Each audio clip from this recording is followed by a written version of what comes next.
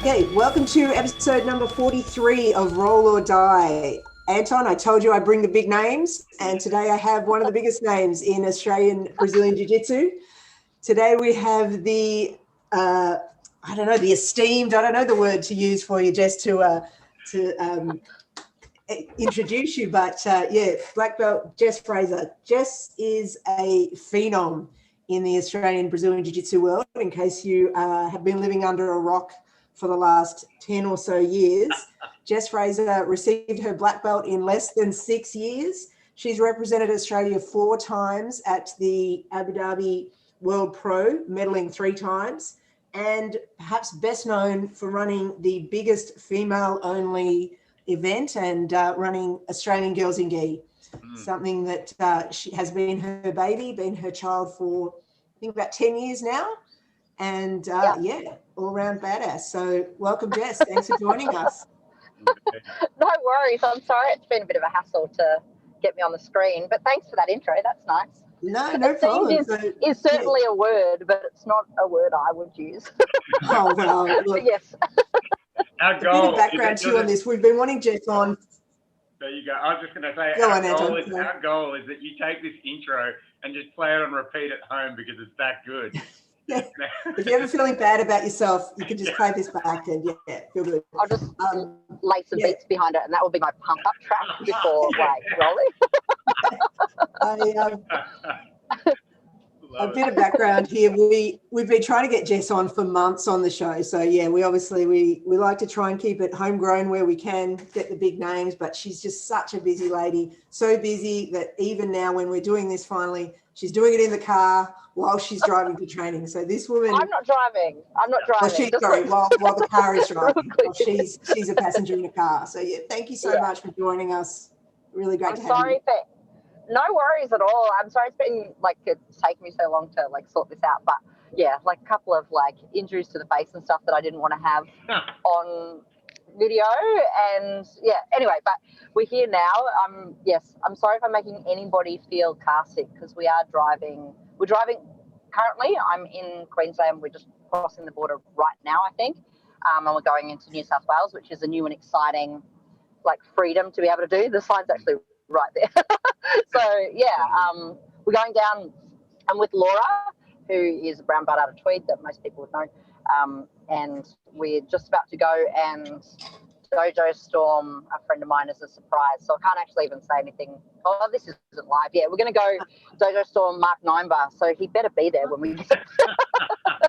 And I had us planned to do this interview with enough time to do the drive or whatever to get down there. But of course, I'm Victorian brain, didn't even think about the border difference time. So I lost an hour or gained an hour. I still don't even know what happened, but that's why we're in the car now. So and is this whole adventure just for a dojo? Sorry for the maths. Is this whole adventure just for a dojo it's for a dojo storm? Yeah, so cool. It always is, mate. It always is. So what's been going on, Jess? Are you living in New South Wales now? Are you living in Queensland? Are you coming back to Victoria? What's up? Well, who knows? That's the thing, is I don't really have any clear answers for that. I'm currently residing in Wollongong, but I just don't really know. It's only just recently that borders are open, right? So I was kind of waiting for that and then thinking that I'd be able to make a decision then. But it's not as clear cut as that. My gym's not back yet, and we're currently looking for a venue. So, things are complicated. It's just trying to get by like everybody else, and I don't really know the plan. So I'm residing in Wollongong, training in Sydney, currently in Queensland until about 20 seconds ago. Mm-hmm. That's about as organised as I am. Is that an exciting kind of prospect for you, or does that how does that impact you to kind of be a bit nomadic in the way that you're training and running your business and all that sort of stuff? It obviously wasn't I don't think you planned it that way. It's kind of the result of the lockdown and all of those sorts of things. But how does it impact you? Yeah.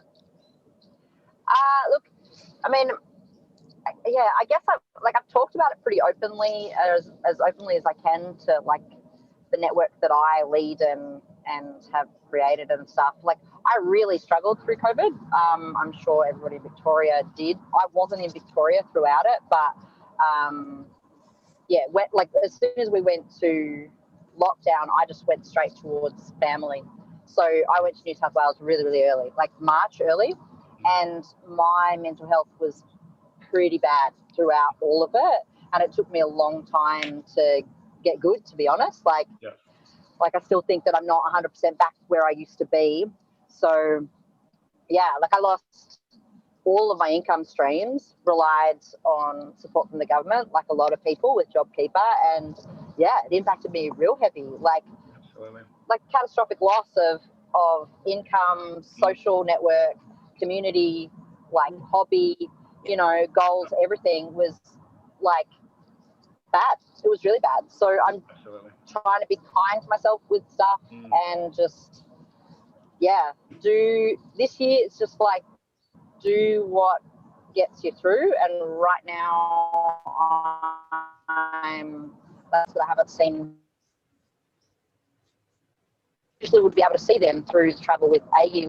I'm used to living pretty nomadic, but that as a financial thing, like I travel to earn money and I travel to build my network and I travel to used to compete. I'm retired now, but like I'm used to that, so I'm good with that. Like I'm not scared of change or sleeping on one couch one night or a hotel the next night or whatever it is. I'm not worried about that stuff. Yeah. But not having a business is not great. Like that was pretty scary stuff. So I got it. Thanks for sharing that. Yeah. So like this year's just different, like I'm traveling for the first time that's not like financially driven. It's purely for reconnection, which is why we're going to go dojo store Mark. Go grab him.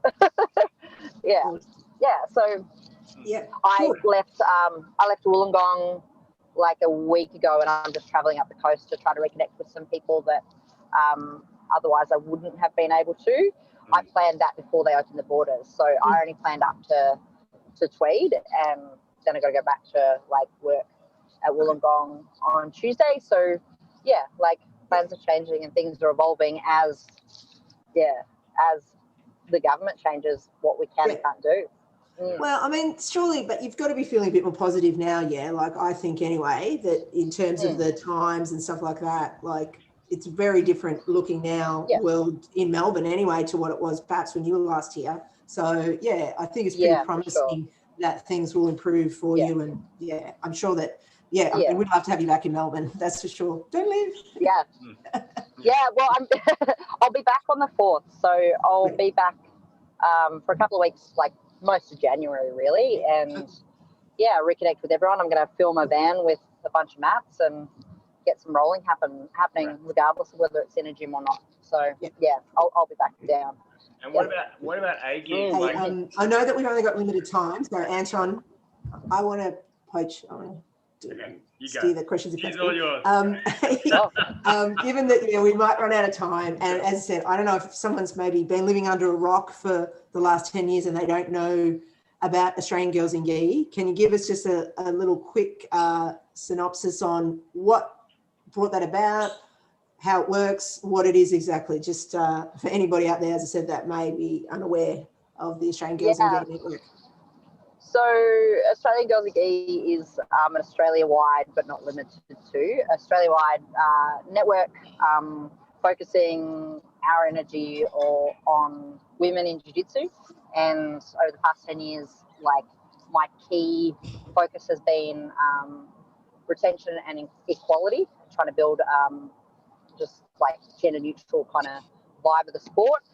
And the overall goal of the community is to make itself redundant, which sounds ridiculous, but like what I want is us to get to a point like judo where it's just like everybody does judo, like, and that there isn't minorities within that. Like I want and have wanted, like I think that women want to do this sport. 10 years ago when I started Australian Girls in Gi, there was less of us. Now most gyms that I go to, The women are making up way more than 10% of the mat. So I think the ball started like rolling, and I think we're good now, you know, like I think Australia is setting the culture and community that it wants out of jiu-jitsu. And so Australian Girls and Gi was definitely a big part of, and is a big part of helping that happen. But now it's kind of like rolling with its own steam, you know. So I go to gyms that women haven't heard of Australian Girls and Gi, and they come to it for different reasons now. So if I answered the question that you asked 5 years ago, it's very different from now. So now it's more about supporting some of the more advanced women. Definitely, like the people that I'm speaking to the most are purple belt and brown belt women that are like, what is a brown belt chick? Like, I've never even met one. What am I meant to do? Who am I meant to be? What's next as black belt? You know, like, so I'm sort of supporting more of the like higher ranked women in that way in the community now. But then of course AGIG does a whole bunch of other stuff that's like competitions, events, and things that women want to go to that otherwise aren't being provided in the community for them. So cross-training opportunities, training with somebody their size opportunities, training with somebody their age opportunities, training with somebody their belt opportunities, you know. So I still predominantly focus on the minority within the minority. So if you're a 90 kilo brown belt chick, you know, you can come and roll with me and like not feel guilt for going hard, that sort of stuff. Yeah. Right. Cool. Anton, I'll let you have a question. Oh, mate. thanks. Okay, well, with AGIG, like one of the things, because what you have done is phenomenal, and as you say, you're out to make yourself redundant, which is just so beautiful. Is there something about the journey that you're on, right, which surprises you repeatedly, which kind of takes you back and you just get kind of moved, I guess, by what's going on? Is there something that you just keep discovering or rediscovering on this journey that keeps it very alive and present for you?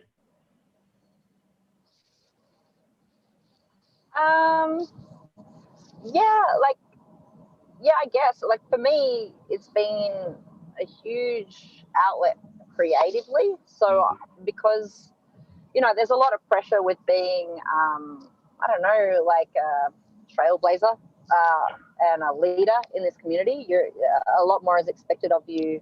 You can't just make mistakes and it not be called out or whatever. And I'm willing to take on that responsibility and that kind of like weight, you know, for the opportunity to do things creatively and the way I want to do them, you know. Like people in Australia hadn't made a no-gi range for women yet. So I did that because I wanted to do that.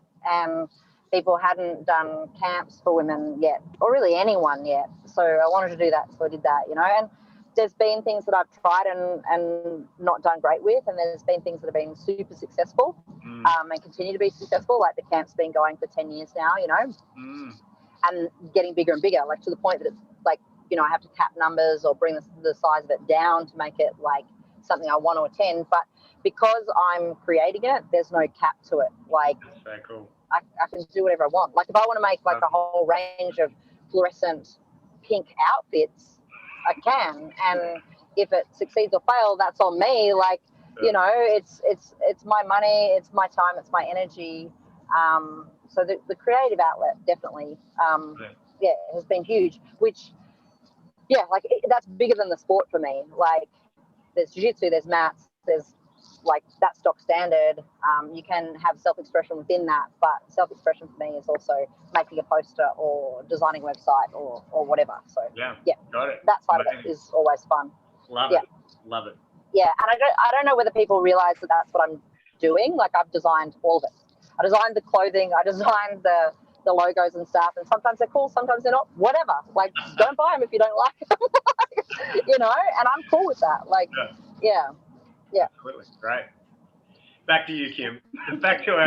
No, you go. I think you mentioned that you had another question and you wanted to, we sometimes try and get a little bit controversial, but I have to sort of contain Anton from not going too over the top. So let's see, we might need to edit it out, but go for it, Anton, because I think you were wanting to sort of go down that angle a little bit, yeah? Oh, I can't even remember what we were going to talk. Yeah, no, well, I actually can't remember what I wanted to say. I definitely. It was when we were saying, yeah, we're going to get Jess Fraser on, and he said, yeah. No, yeah, I do love that you're quite a controversial character in the BJJ scene, Jess. I just love that about you. You know what I mean? Like you are a take it or leave it kind of person. You know, again, and I find that BJJ, like I've been that too. You know, I've been a controversial character in the BJJ scene at various times, and you know. There's people new coming in all the time, and there's people who've been there forever, and there are people who are stuck in their ways, and there's people moving. Do you ever, I don't know, like I guess I just wanted to explore that because I don't want our podcast to be a boring old podcast that talks about all the same things that everybody always talks about. You know what I mean? Like, is there anything about jiu-jitsu that, and I guess it's not its politics, but it's closeness, or is there, and I don't want to I love the jiu-jitsu scene. You know what I mean? But having said that, sometimes I've been the hammer and the nail and not just on the mats. How do you think we could, or do you see anything about that you think is worthy as a discussion, I guess is the main thing? I don't know what you mean though. Like I want to discuss. Yeah, okay. That, well, cross-training. Like, what do you think? Sorry, cross-training in gyms, for example, leaving gyms, going from one gym. You broke up a bit there, Anton. I missed that. So cross-training in gyms, or leaving gyms and going to new gyms, or, you know, all of these sorts of things that happen. And you running an organization that's kind of, I guess, operates across many different gyms. So you're getting people together and sharing lots of knowledge, okay? Is it time for jiu-jitsu to let go of inter-club kind of protection and just make it a big knowledge sharing platform? Or is there still a space in jiu-jitsu for people to be protective of their secrets and their knowledge and their people? What are your thoughts about this sort of stuff? Do you think they can? Even if they're closed doors, do you think they can? Isn't the point to like compete with other people? Wouldn't you see, like, say we're closed doors, right? Let's give it the hypothetical. Say we're closed doors and we don't train anywhere else, but one of us competes somewhere. We're going to be exposed to something new, right? Yeah. So do you do jiu-jitsu in a vacuum? That's closed doors. Mm. Yeah. Like if you want to be closed doors, don't come. Yeah. Great. Don't watch videos. Like everybody's cross-training, man. Like everybody's cross-training. And in fact, if you want a career in this sport, or if you want to make money from this thing, you're going to have to at some point. You have to train with somebody else. Or, like, do you say no one's allowed to come join my gym unless they're, like, never done jiu-jitsu? Like, what? Yeah. Like, it's redundant. Yeah. Like, it's redundant. So that, like, non-cross-training is they're either civilians or they're your students. Cool. Close your doors. See ya. Yeah. Enjoy that. Like, that's not, like, cool. Like, that's the army, man. Like, yeah. So, I don't know. Like, I think that the controversy that I created in the community is, like, just being present and being a female. I think that, like, the best teams in the country are all cross-training. Like, that's what the teams are made up of. Like, I can point to more teams that the black belt didn't start at that gym than not in Australia. That's the community. Like, at what point are we gonna, like, accept our community and our culture as progressive and groundbreaking? We've got the best athletes in the world. Look at Lockie Charles. Look at Craig. Like, did they stay at one gym? They were the kings of cross-training, and they're the best in the world. So if you can't correlate those two things, something's wrong with your brain. Like, I'm pretty good. Like, I hit bronze at black belt as an old lady, man. Like, I cross-trained. What else do you want to see? Like, you know, what else do people want to see? Like, yes, Salo and Zhanji, cool. They stayed closed doors. Yes, Letitia Barrow stayed closed doors. Cool. But if they want to make money, they teach seminars. That's cross-training, right? So, even the people that, like the Gracies that, like, brought jiu-jitsu to the world had to bring it to the world. It wasn't just staying in their backyard. Yeah. Otherwise, there's no Gracies. So, like, you can't say don't cross-train or like basically you're saying don't monetize it. Yeah. And that's just not realistic for us. Yeah. Yeah. Beautiful. I mean, my key takeaway from that is you're right. BJJ does not happen in a vacuum, you know, and people are gonna discover along the way that wherever they're at or wherever they're going, they need to adjust. You know, people move around for all sorts of reasons as well. So I think, you know, I'm definitely in alignment with you on all of that. Thank you. Right. Yeah. Right. Yeah. I just think, you know, like what I talk about a fair bit, like, because I've been at a whole bunch of different gyms. I mean, cool. Like, but I'm loyal to the sport, and I'm deeply loyal to the sport. I've given more to the sport than I've given to my family, you know? So, like, what is loyalty from the outside? Like, what people don't see is my coach has been my coach since the day that I started jiu-jitsu. His name's Martin Gonzalez, and he's been at every gym with me. And he's been my coach every single minute of my jiu-jitsu career. But people think that I gym hop. Nah, we moved, you know? So, like, I have a coach. I have, like, a very specific jiu-jitsu lineage, but it just hasn't always been under the same roof. And that's just how my journey is, you know? Like, interesting. Yeah, so where is this people guy? can see it from the outside. He's not in Melbourne, though. Where is he? Yeah, he's overseas somewhere, right? Or where is this guy? Marty? Melbourne? No. He's in Melbourne. Oh, okay. He's in Melbourne. He's in Melbourne. Yeah, he's in Melbourne. So even when He's you're always been like Melbourne. at Yeah. Dominance Yeah. or Absolute or wherever, you know, along the journey, like those gyms, he was still your coach. 100%. Yeah. Got it. Okay. Yeah. See. Yeah. And that's important. I mean, because I see that as well. Like my first coach and my second coach, I guess they're always going to be my. I guess I've got multiple coaches, is how I see it. But you know, they'll always have a piece of me. But that is a really interesting. That's something I'm discovering for myself right now. Is hearing that you've had a coach all the way along that sits outside of the coaches that you're training with inside of the gyms, and that's cool too. That's awesome. Yeah. Yeah, great. Back to you, Kim. So I missed all of that. It cut out for me, but I'll watch it back later. Yeah, your audio's a bit out, Anton. I'm not sure why. Sorry.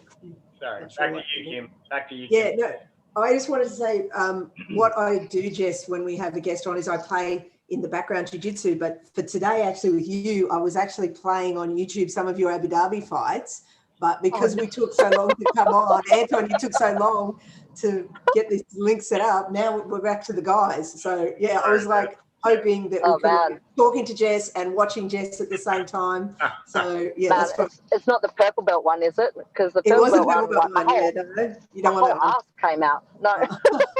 I'm pretty sure I'm the reason that there's the rule to wear the onesie in Abu Dhabi. Yeah? Like, pretty Tell us certain about I that. am. What happened? What happened was deep half, you know, the pants grip. Yeah. Yeah, that happened with Sarah Black. Like, out on the main stage. And the ref kept saying to me, you want to be careful with that. And I'm like, it's not my grip, man. Like, I can't do anything. It kept stopping the fight. Because it's like super not okay to have your butt out in Abu Dhabi. Yeah. The next year things have changed. So, yeah. And I heard that, like, when we got to Abu Dhabi as athletes the next year, and they were like, oh, you need this onesie. And all the Australian athletes were like, we didn't hear about this. We weren't told. And it's changed all over the world. They're like, yeah, because last year there was this purple belt with her ass out. I was like, yeah, cool. That was 100% me. Yeah.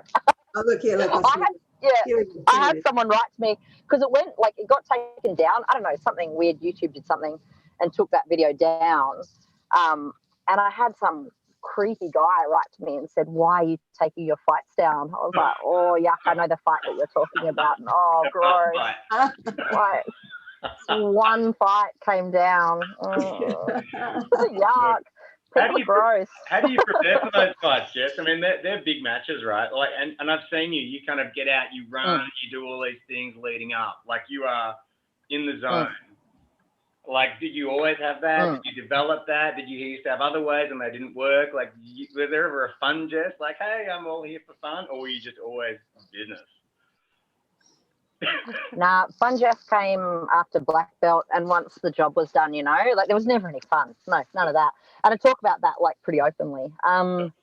heaps of fun now though. Like things are super different since I retired. Yeah. But yeah, I don't know. No, I do know. That's stupid. I'm just trying to think. Basically, Marty and I started a process with my first comp, and we just kept what worked and discarded what didn't. And we tried to add more knowledge and information behind that. And so I started warm-up routines, like testing them at white belt and then blue belt. And if they worked, we kept it. If they didn't, we didn't. So when I go to a comp and I'm actually competing, because I can't take, especially in Australia, I can't take the A gig hat off. If I'm in that room, like if I'm out in the same room as everybody, it's just constantly taking my headphones off, like taking a photo with kid or like asking somebody about their fight because it's polite and it's the right thing to do, but it's all my energy going out. And I discovered I can in Australia, like, because like there's not as much on the line for me in Australia when I compete, but definitely if I do that overseas, like each time I did that, I lost.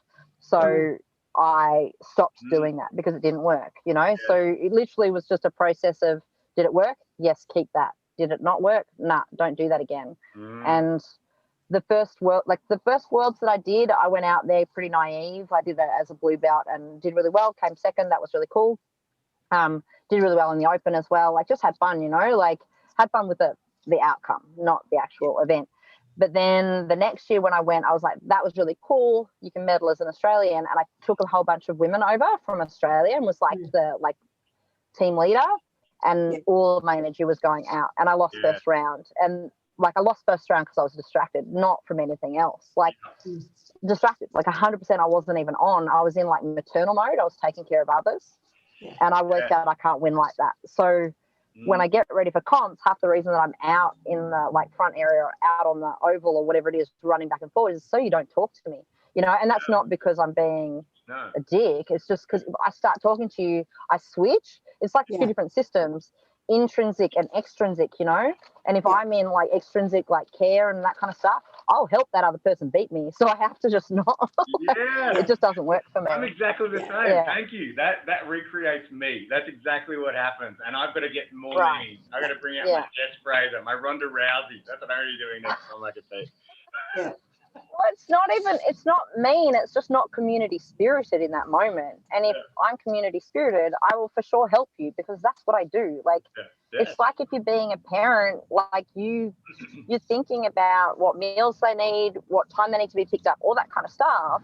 You're not in pure self-focused mode. And I think they're two different modes and you switch between them. But if you're in parenting mode, that never goes away. You're always doing that emotional labor and that constantly thinking about their needs, right?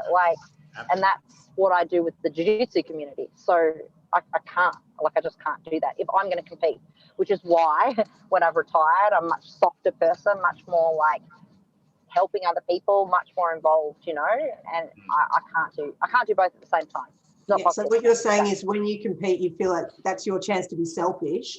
So you can't be selfless in giving back to people in that time. I can't. And in fact, competing. I can't. And I've lost friendships in that because I'd make the switch where I'm like, well, I'm doing this for me because I want to do one thing for me and that's competition. And some friendships haven't survived that, and I'm not willing to make that sacrifice anymore. I'd rather have friends. Yeah.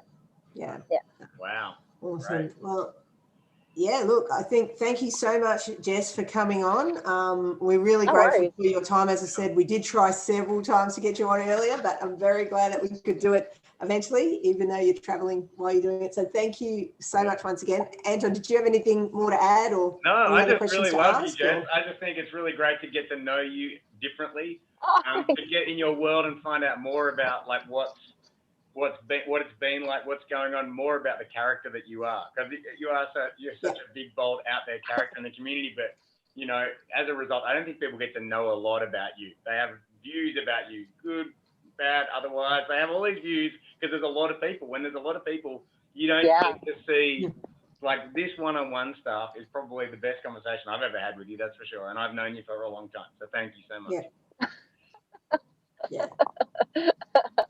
Jess, I don't know if you can see. in the background, we've got the 2013 Aggie Oh, Camp. So, oh, my yeah, heart. hopefully I still listen we to will the get back songs there. off that, and like, yeah, that was a time. Good Yeah. memories for sure. Yeah, good memories. So, yeah, thank you so much. Thanks for doing this. Hopefully you'll be back in Melbourne. I'll see you back on the mat. And now I can say that, Anton. We used to say that to our guests in the hope that like one day in Melbourne, we'd one day be rolling again. We are back here rolling. So you've just got to come join us and Yeah, awesome. Let's roll once I'm down there. Let's get together. That would be really cool. 100%. Awesome. That's great. Sounds good. Thanks, Jess. Awesome. Well, thanks for having me, guys. We'll have this up next week and feel free to give it a plug if you can. But thanks again. Right, I will. Okay. Awesome. Thanks. Bye. Thanks, guys. See ya. Bye. Bye.